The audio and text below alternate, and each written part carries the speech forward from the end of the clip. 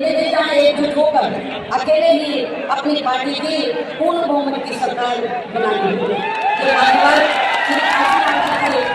उनके देहांत होने से पहले तभी से इन वर्गों के लोग यहाँ हर मामले लोग खुद अपने पैरों पर खड़े हो सकते हैं। तभी फिर यहाँ बाबा साहब का काफी हद तक अधूरा रहा सपना जरूर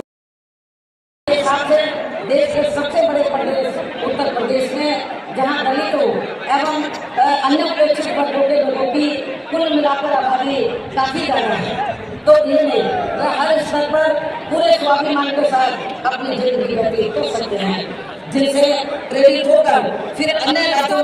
सत श्री अकाल, मैं आपके साथ सुष्मिता तिवारी और आज जो अब हम जहां मौजूद है वो है लखनऊ का आलमबाग। हम जांचने आए थे कि आखिरकार लखनऊ की राजनीति में कितनी उथल पुथल हो रही है, क्योंकि कल मायावती जी की रैली भी है 9 अक्टूबर। लेकिन जो सबसे रोचक बात देखने को मिली है, मैं एक पोस्टर दिखाना चाहूँगी अपने रिपोर्टर जो कैमरा मैन है उनसे बोलूँगी कि आप ज़रा कैमरा उधर करके पोस्टर दिखाएं, जहाँ लिखा है आई लव मोहम्मद और नीचे ब्रैकेट में लिखा है फिर आई लव बीएसपी। और ये जो शख्स हैं जिन्होंने ये बैनर जो लगवाया है वो किसी आम शख्स या मतलब धार्मिक तौर पे अगर मैं बोलूँ, जातिवाद पे बोलूँ, तो वो कोई मुस्लिम समुदाय से नहीं है और वो है एक हिंदू समुदाय से। आप दोनों नाम देख लें, एक जगह रमेश कुमार बबली गौतम लिखा हुआ है जो पूर्व जिला सचिव 168 विधानसभा महाविलास से है, वहीं कीर्ति वर्मा उर्फ टीपू सुल्तान पूर्व अध्यक्ष हैं 171 पश्चिम विधानसभा से।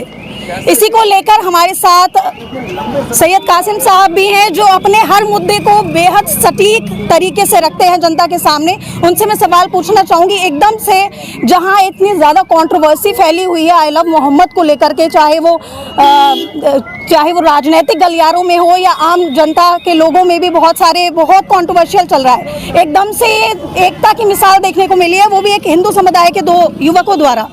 हाँ सुषमा जी, बहुत बहुत शुक्रिया। पहली बात तो आप नोएडा से चल के लखनऊ आई, बहुत शुक्रिया सर। हमारे शहर में आई हैं, हमारे उसमें तो आपका खैर मकदम है। देखिए, ऐसा है कि मेरा अपना मानना है कि किसी भी पार्टी के किसी वर्कर की विचारधारा जो होती है जी, वो नेता की विचारधारा की तरफ इशारा करती है।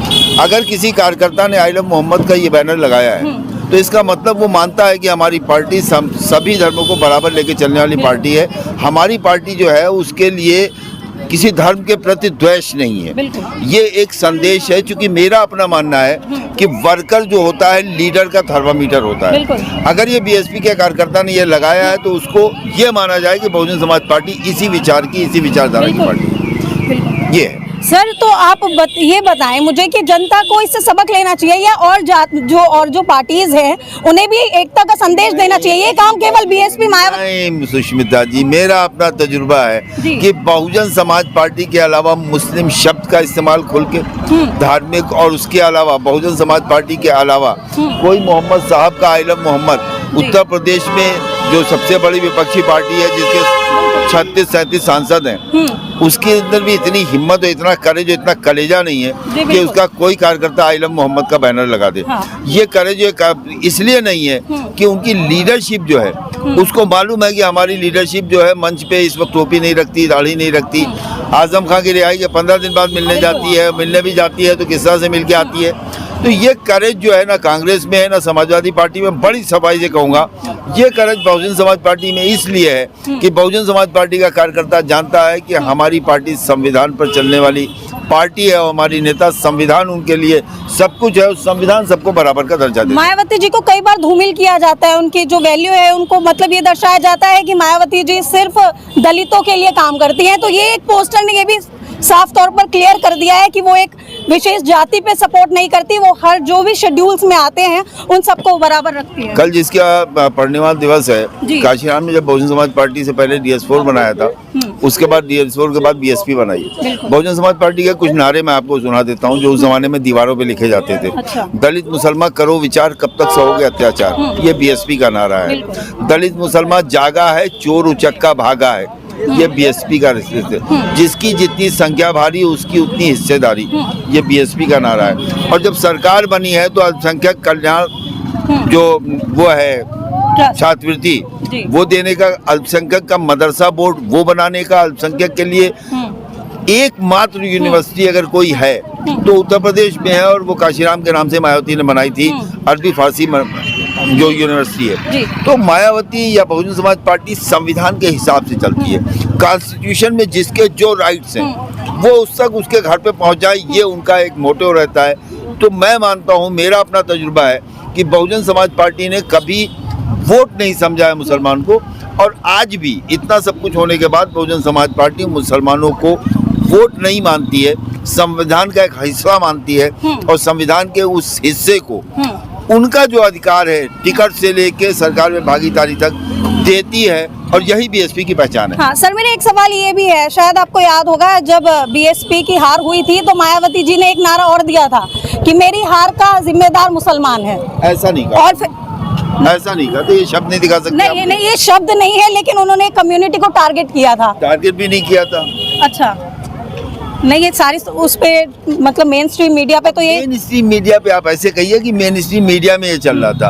अच्छा। उन्होंने कहा था कि मुसलमानों ने एक बार फिर हाँ धोखा खाया है, और मुसलमान जो है उसने सरकार चुनने में गलती की है। तो वो जिस तरह से आई लव मोहम्मद इतना बड़ा बैनर साफ लगा हुआ है, जब जिसका वर्कर आई लव मोहम्मद इतना साफ लगाएगा, उसकी नेता तो साफ ही साफ बात करेगा। मैं वही कहना चाह रही हूँ, मेरा इस सवाल से यही उद्देश्य था कि जनता के लिए जो इंसान आई लव मोहम्मद, जिस पे सबसे कंट्रोवर्शियल सवाल ये चल रहा है इस वक्त, मुद्दा चल रहा है, सॉरी, और सबसे बड़ी बात, इतने ज्यादा लोगों पे बर्बरता दिखाई गई है, यूपी प्रशासन द्वारा उन्हें मारा गया है, जेल भेजा गया है, काफी लोगों की इसमें काफी हताहत होने की भी खबर है। उसमें देखिए बहुत दिलचस्प है, उसमें जिसका चालान होता है उसमें आई लव मोहम्मद पे नहीं होता। उसमें ये होता है कि इन्होंने आई लव मोहम्मद को लिखा, बदन पे लिखा और बैनर लगाया, हाथ पे लगाया, और उन्होंने दूसरे धर्म का अपमान किया। FIR तब बनती है, वरना कॉन्स्टिट्यूशन में ये राइट है कि आप किसी को भी लव कीजिए। हाँ, बिल्कुल सही बात है, ये कॉन्स्टिट्यूशन राइट है। लेकिन यूपी के हर स्टेट में, ज्यादातर स्टेट्स में उठा के प्रशासन द्वारा जेल में भेजा गया है। वो उसी यही कह के ये धार्मिक वैमनस फैलाया इन्होंने, आई लव मोहम्मद लिखा और दूसरे धर्मों को बुरा भला कहा। वो ये कह के फिर FIR लिखते हैं। हम और आप पत्रकार हैं, हमें मालूम है FIR कैसे लिखी जाती है। बहुत बहुत शुक्रिया सर आपका। तो ये थे सैयद कासिम साहब, जो हमेशा से अपने हर मुद्दे को बेबाकी से उठाते हैं और उस पर बहुत अच्छी अच्छी राय और टिप्पणी भी रखते हैं। मैं फिलहाल आपके साथ सुष्मिता तिवारी, लेकिन इस पोस्टर को एक बार गौर से देखिए और याद रखिए कि आपको भी इसी तरीके से, जिस तरीके से इस पोस्टर में एकता और सौहार्द की बात की गई है, आप भी अपने जीवन में और जनता के बीच वही सौहार्द से बने रहें। फिलहाल मेरे साथ बस इतना ही, अगली वीडियो में मिलेंगे, तब तक के लिए नमस्कार।